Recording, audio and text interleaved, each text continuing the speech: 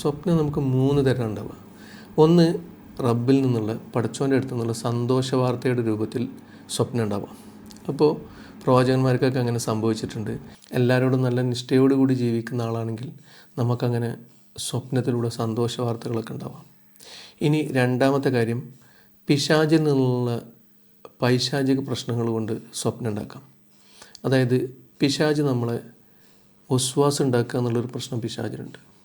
അപ്പോൾ നമ്മളിൽ ഒസ്വാസ് ഉണ്ടാക്കാൻ വേണ്ടിയിട്ട് പിശാച് ഇങ്ങനെ ഭയം അല്ലെങ്കിൽ അങ്ങനത്തെ കാര്യങ്ങൾ നമ്മളിൽ വർദ്ധിപ്പിച്ച് നമ്മളെ തകർക്കാനുള്ള പൈശാചിക പ്രശ്നങ്ങളുടെ ഭാഗമായിട്ടും സ്വപ്നങ്ങളുണ്ടാവാം. ഇനി മൂന്നാമത്തത് നമ്മളെ മാനസിക പ്രശ്നങ്ങളുമുണ്ട്.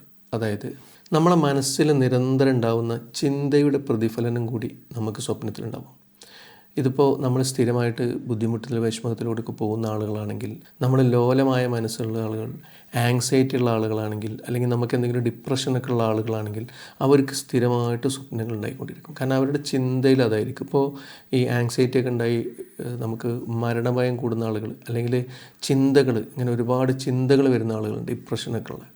അപ്പോൾ അവർക്ക് ഈ ഇങ്ങനെ മരിക്കുന്നതിനെക്കുറിച്ചും അല്ലെങ്കിൽ എപ്പോഴും ഒരു നെഗറ്റീവ് ചിന്തകളായിരിക്കും. അപ്പോൾ അങ്ങനെയുള്ള ആളുകൾക്ക് അതുണ്ടാവും.